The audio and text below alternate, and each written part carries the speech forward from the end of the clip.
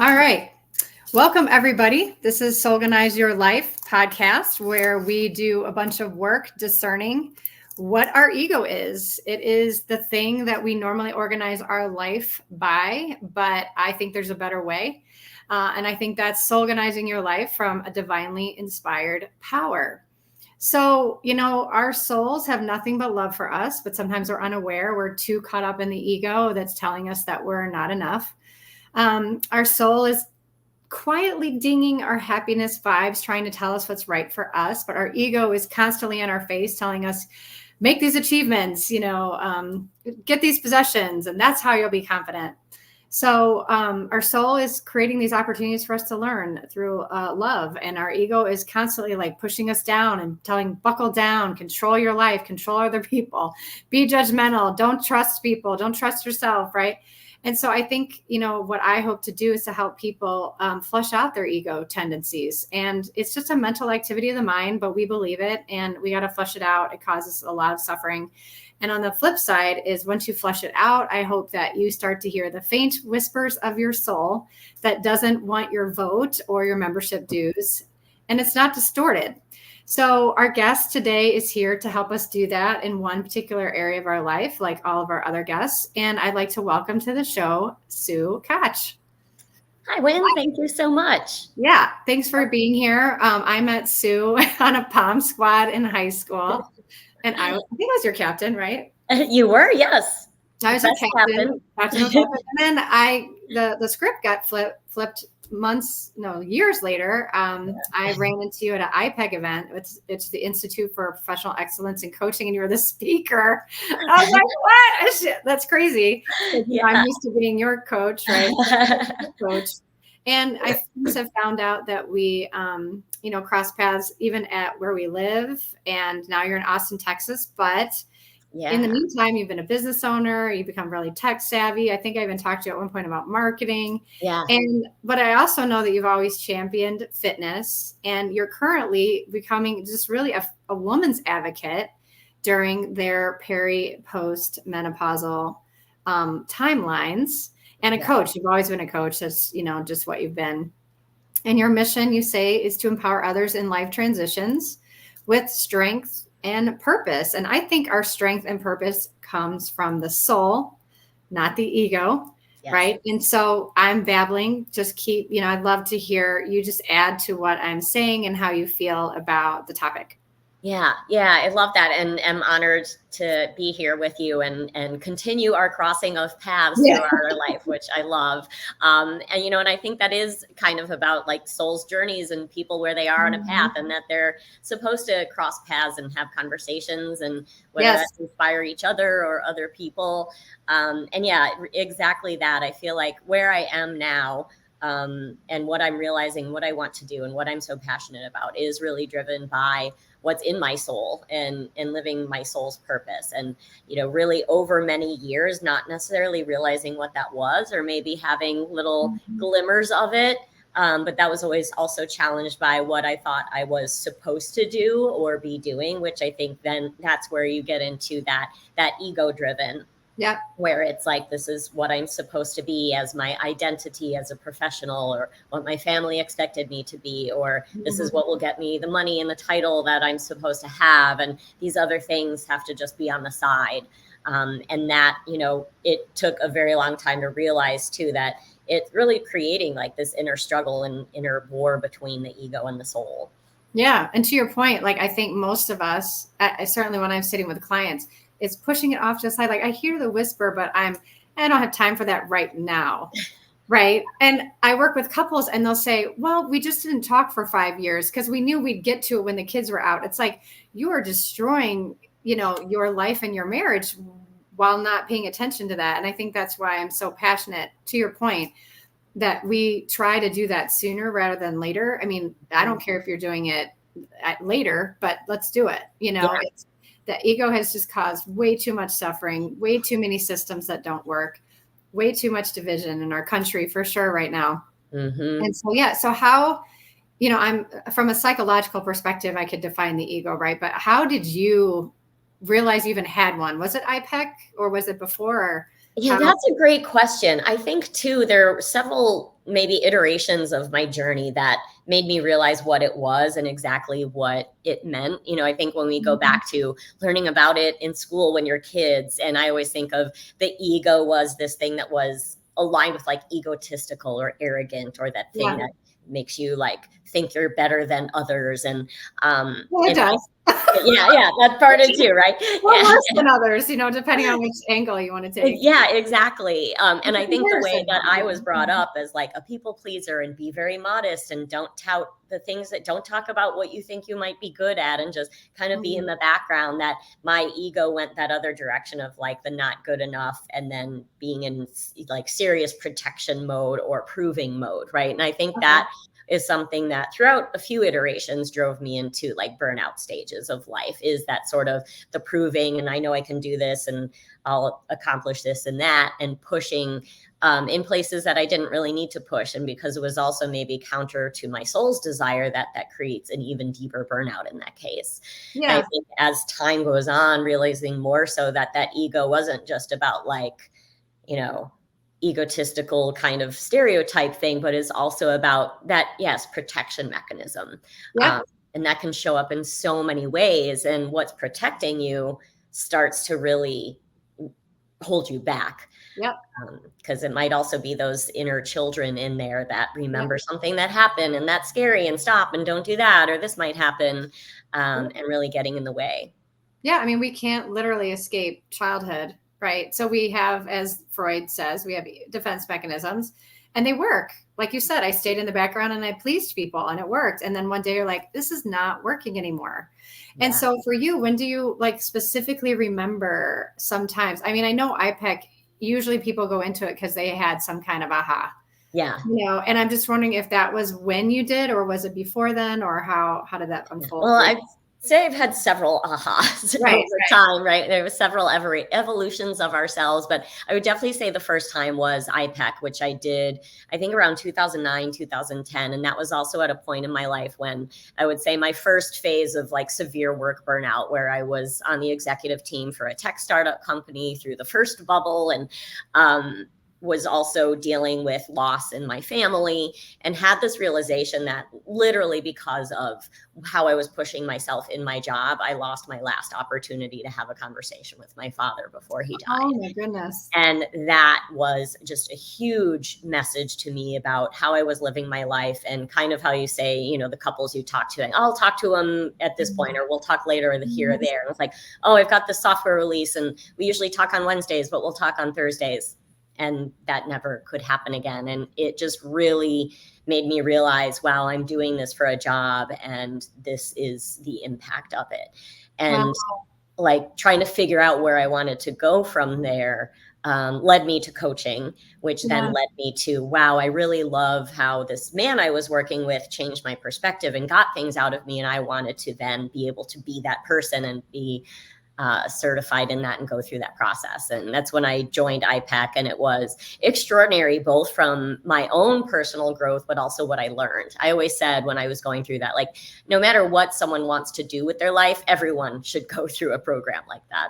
Yep. Yeah. I said, if I never coach one person, life will be better. Exactly. And you lose those skills. I did some coaching, after that point is when I started my own business, and then it kind of veered another direction. But I think it also helped me as a person dealing with clients and partners and speaking to audiences and all of that. Those skills from that coaching allow you to just work better with other people of various backgrounds and understandings. Yeah. So, I'm sorry that's how you awoke into it, right? Was having that crisis moment of knowing that's the last physical conversation I could have had with my dad. And I'm so sorry that's how it came down. But it sounds like you said, I think the topic today is going to be a lot about burnout. And you said, I was driving myself past the point of needing to fill my soul, right? I was doing these things and having that conversation, right? Probably I'm sure you were hoping was going to do that, and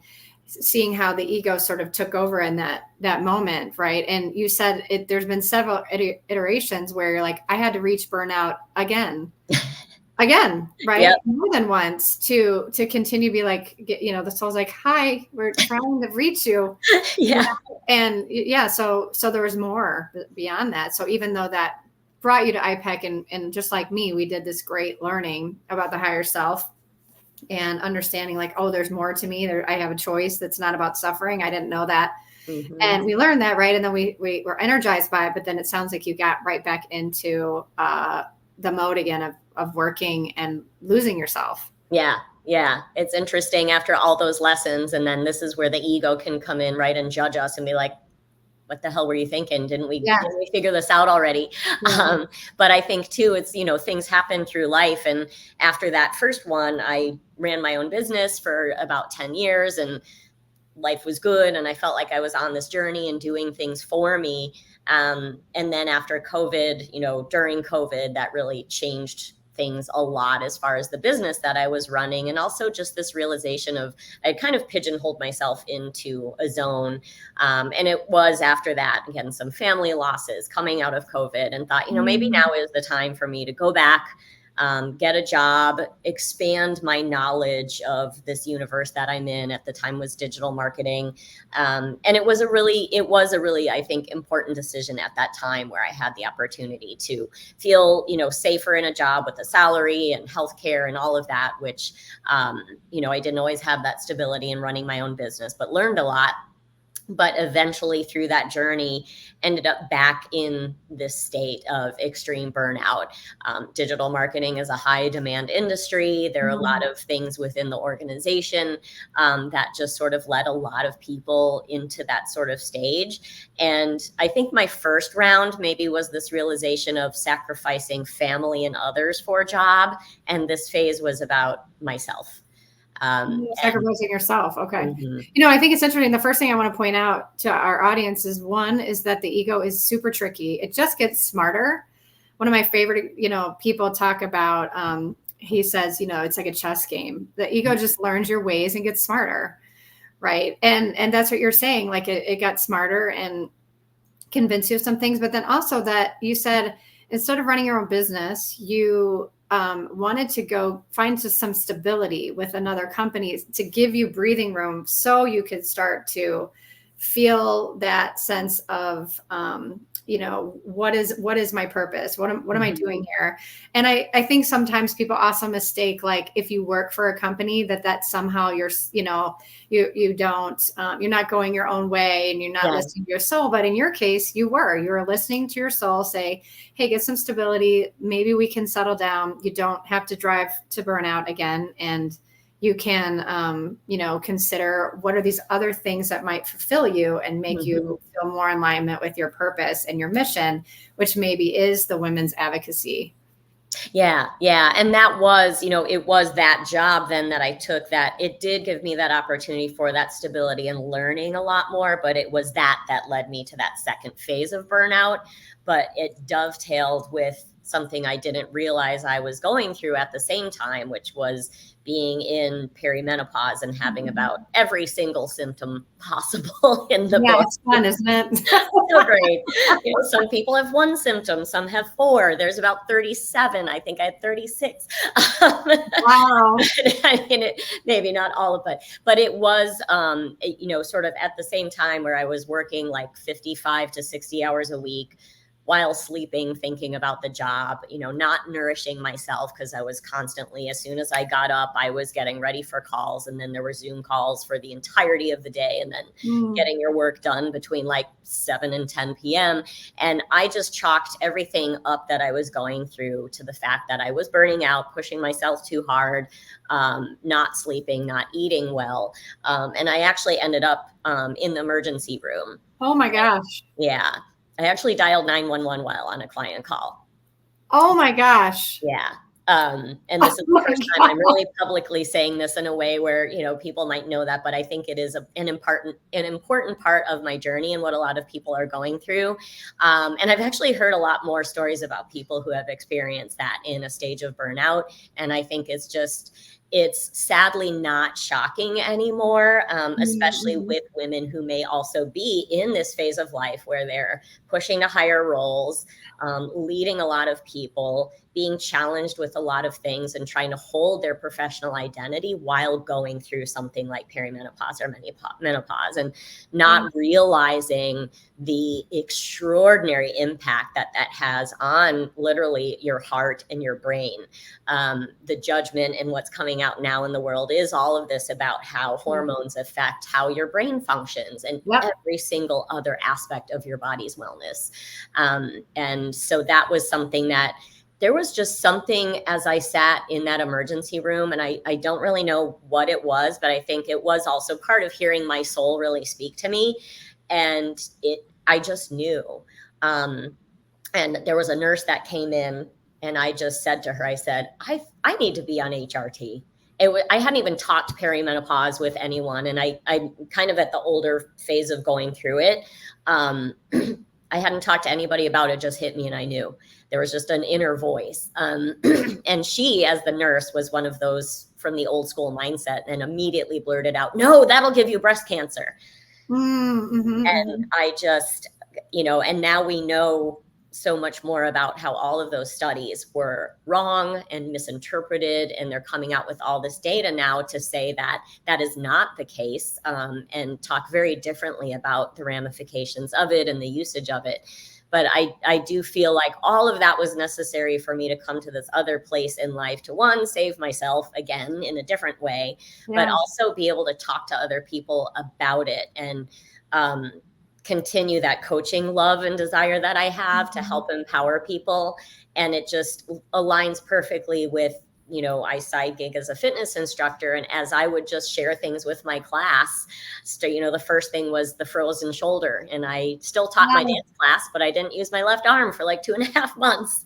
And the number of women who came up to me after class with the same lament, and some of them realized what it was, and many of the others didn't. And some of them were about to just check themselves in for surgery, and we'd start to have some conversations. Oh my gosh. Estrogen does to the body, and choosing to go other routes to investigate what it could be. And hey, guess what? I don't have to have surgery. I can do some physical therapy, take some, therapy, hormone therapy if possible for them, and that might change things. So that was another huge realization of like, okay, this journey now, where the first time was my time with family and loved ones, this message was, okay, I'm getting older now. Now this is about the time with me and protecting myself and my health and being able to help other people on that journey who may not even realize what is happening to their body, because we're just in a place in almost 2025 where we're talking about this for women. Well, yeah. And you're certainly no one's educating you on it. It's like someone told me, like, you're going to spend more than half your life without a big part of your body not working. Like, that's a long time, and to feel guilty about that and to feel bad about like you're just getting older and washed up. But, to stay on topic with the podcast, do you believe that it was your soul that called 911? What was happening at that moment? Oh, no. It was my soul that told me more, something else is going on with your body and you need to explore this path of HRT. It was my heart and my body that led me to call 911. Yeah, you're just in desperation. Yeah, I literally thought I was having a heart attack. Wow. And they tested me because of the way I was behaving. They thought there might have been something neurological. So they also tested me for a stroke, but it was truly just, I think, one, because of extreme burnout, lack of sleep, lack of nutrition, and everything in perimenopause that can escalate heart palpitations and anxiety, that just the worst panic attack I'd ever had in my life. But it was also so like depleted of nutrition and hydration, that also sort of the neurology of it was presenting, just because I needed to sustain myself. And so that's where that came from. Interestingly enough, I was able to hold myself on the call and just be like, I gotta go. Oh my God. Popped down, messaged, and then went off. But right, that's your people pleaser, right? That's the you that's like, oh, I can't let anyone know. Right. I think I'm dying right now, but let me be calm about it. I mean, that's how much your ego can cause suffering. I mean, it's just it's a blatant, like, wow, like I actually didn't think I had permission to tell someone I was having a heart attack. Yeah. That's what I mean by the ego, right? The tendency to cause us this intense level of disconnection from reality.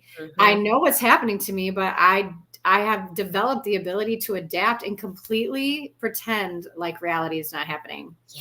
Yeah. And so to keep moving on, how would you define your soul?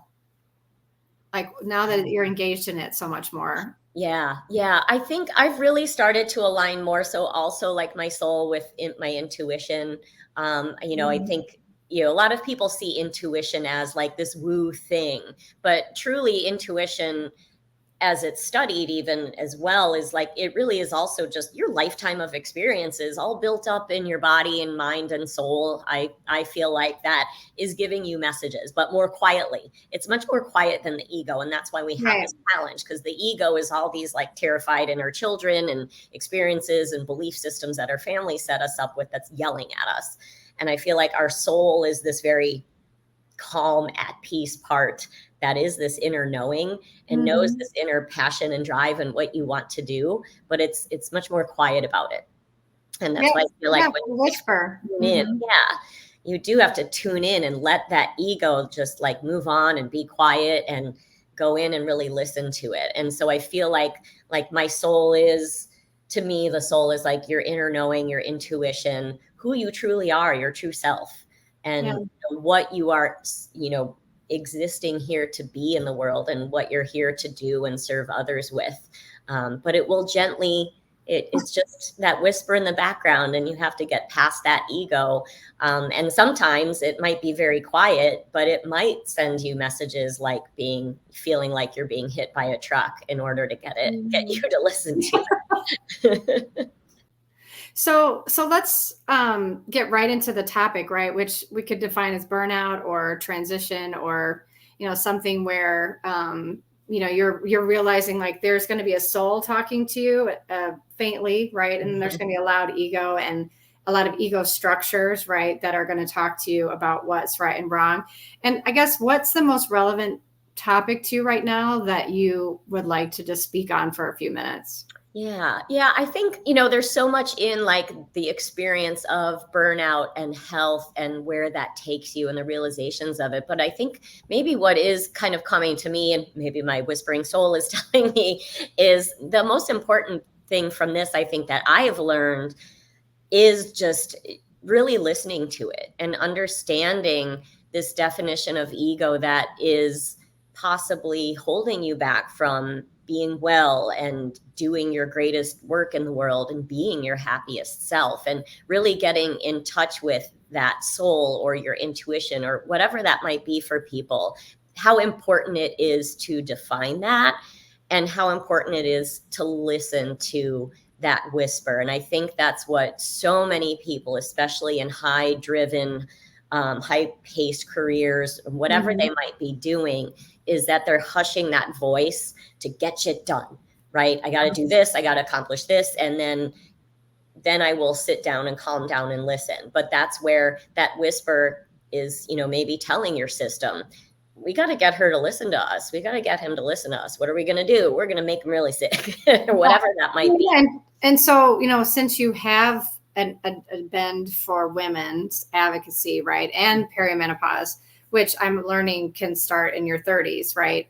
So what are the whispers, I guess, that you would encourage people to listen to rather than go over the top, right? And just say, well, I can push through this and it's fine. And, what are the whispers that you heard that, you would hope people would listen to before? That's a great question. I think too, as I look back, there are things that I discounted about how I was reacting to things, feeling, etc., that I was chalking up to burnout, working too much, not sleeping enough, which certainly can be results of those things. But, one of the first things I really started to notice was extreme emotional dysregulation. Okay, let's like talk about that, because Yeah. I do believe that the soul doesn't cause suffering; it causes a lot of happiness, right? And so when you say dysregulation, what were you experiencing specifically, especially if a woman right now who is working like a crazy amount of hours and trying to balance her life, like what is that initial stuff that Yeah. you were experiencing? Yeah. So for me, the appearance of emotional dysregulation just one came from the inability to really deal with the level of stress that I felt I could manage better previously.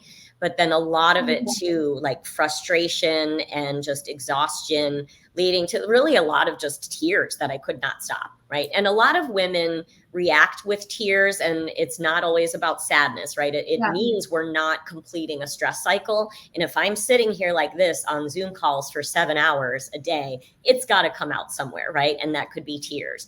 So I chalk that up to this is my body processing something that I've been unable to process. But what I later realized was it was really also a combination of lack of sleep and the estrogen that I was losing in my body. Because there were days I would get up and I would literally cry for like 2.5 hours nonstop. I could not stop.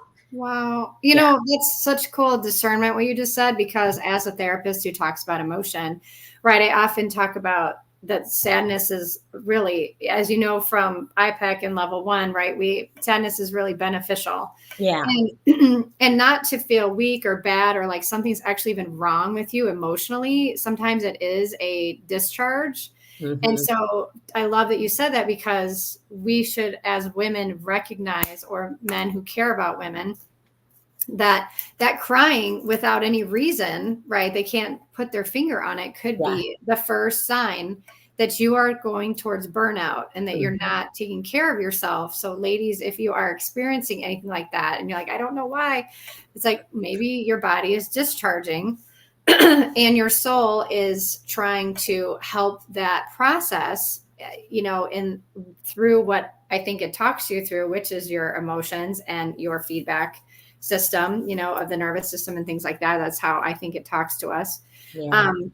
Because it doesn't use words. So to your point, it was kind of understanding like that stage of experiencing that, I think is so important, because I remember it also. Yeah. And I remember like so many people will be like, I don't know what's going on with me. I don't know why I'm more moody. And I even wonder for us, when we were younger kids, we were dealing with our periods, and like how people are like, oh, she's so moody. It's like, maybe that's what's happening, is your body's discharging. So instead of judging that and trying to suppress it or anything like that, is to welcome it and to bring it in and to know that it's part of the beauty of the human and body intelligence. Exactly. So that's awesome. Yeah. And so what do you hope to, if someone were to work with you around this, like what would you hope to work with them specifically on? What kind of client would come to you? What would you want to do to help them discern the soul versus the ego, right? In dealing with peri or post or during menopause? Yeah, I think, a big part when I think about too in my own experience, like was if I could go back and if I had a friend or a coaching client that came to me in that same exact situation that I was in, would be to really encourage themselves to give themselves the freedom to sit in that. And like for me, it was, I'm getting mad at myself. What the hell is going on? Why is this happening? I have to get to work. Stop it. Why won't this stop? Right. The That's where you go. That's where you go. Yeah. And so if I could look back now and care for that person in that space or someone else going through something like that is just, and I still see this with so many people, but I got to get to work, but I got to do this for the kid, or I got to do this for my partner, or I have this thing to do, and not caring for themselves in that space. So whether it's the tears coming or extreme rage or just, or feeling dizziness or doubting themselves, is to like, give yourself that freedom that this is your health. This is your body. Like whatever that other thing you have a commitment to for your job or whatever it may be, especially if it's your job. Family is something else to consider, but all in and just tell them, I am not healthy. I need a day. I need to go see whatever words you need to use. That's a situation where, like, if someone needs to lie to feel okay about it, fine. You're telling your job that I'm not going to sit there in meetings for 8 hours today because I am going through something that I have never experienced before in my life, and it's terrifying. And they need to sit and listen to their body and give themselves the grace to go through it, because fighting it makes it worse. And I've heard that, when you're in menopause, you don't have any eggs. So your literally reproductive system is not working. A man's reproductive system works until he dies. Yeah. And he's making sperm every day. So women really need to own and feel comfortable saying, like, I'm not going to let the male ego direct my care. Right. But the soul I'm in a feminine body for a reason. The soul put me here and it wants me to advocate for that and myself. Yeah. And so it sounds like that's kind of how you'd help a woman through, and you understand what it's like to succumb to the ego and to burn out from that and to be on a call and call 911. Yeah. And it really is just like people realizing what they're going through. There's a lot of things that we can attribute other things to, like my emotional dysregulation. I also chalked up to, like, well, I've been diagnosed with ADHD 3 times in my life. So maybe it's that, maybe it's this, maybe it's these other things. But with what's coming out around perimenopause, how those hormones are not just about the reproductive system, but how the brain works. Like, the brain is still, like, if you live somewhere, you take a path to where you live every single day for 40 years of your life, and all of a sudden that road is closed. Your habit is to go down that road. And then, it takes more work to realize, I've got to go another way. And that's what the brain is doing to your system. It's still telling your body to do the things that it has been doing for the entirety of your past life since you were, having your period, but it can't do it anymore. And that's part of, from what I've been studying, I believe part of also what causes some of that brain fog and exhaustion and emotional dysregulation is that your body is trying to do something that has always worked and it's not working anymore because it can't, because of the lack of the estrogen. And that's a huge impact on what women go through in this phase of life, and also trying to be in a workplace in a high performance role and continue to accomplish what they've accomplished while still feeding that ego. And there's that fight. Yeah. Okay. All right. Well, thank you so much, Sue, for all this, sort of introduction to what someone could really go down a rabbit hole with you on. And I'm just curious, like, how can people find you if this topic is relevant to them right now or to someone they love? And, how can they find you and work with you? Yeah, thank you for that. I actually don't have a specific site up for sort of the fitness and perimenopause coaching. I'm still working on that certification. But people can always reach out to me at sue@suekoch.com. And also I'm on Instagram at Sue Koch, where I talk a lot about fitness and women's advocacy and women's health topics, and also share a lot from some of the most leading women in this space now, women like Dr. Mary Claire Haver and Dr. Lisa Mosconi, and a lot of neuroscientists that are a huge part of the studies that I'm working on. There's a lot out there in that world. So I'm also trying to be an aggregator of the trusted people that are part of the studies that I'm doing. But that's another way for people to just maybe learn a little bit about what I'm talking about, maybe resonate with some things that they might be experiencing, and to contact me as well. Okay. So it's SUEKOCH. Yeah. And that's on Instagram or and it's Sue at SueKoch.com. Okay, cool. And I know you're getting certified in some of this too. So you really are not just learning on your own, you are getting the best of the best information so you can advocate for all of this. And also that you aren't just talking from the ego, you're also asking women to listen to their souls and what's right for them while they're going through this. You're not going to just be spouting off, you're going to be a coach. You're going to talk to them about their higher self and what their higher self wants for them. Absolutely. Yeah, their answer might be different from mine. It's more so about like, yeah, is there a voice that you're ignoring? I think for many women in many scenarios, there's a little whisper that we ignore a lot because of the ego. So tuning in and just saying, hey, is there something that you're not listening to? And making sure that you take a little bit of time every day to tune into that and give that little whisper a little bit more power in your life. Yay. All right. Well, thank you so much for being here. Yeah, thank you for having me, Wynn. It's a pleasure to catch up with you again. Yes, for sure. Hopefully, we'll see each other again in some random yes path cross. Continued paths cross. Yeah.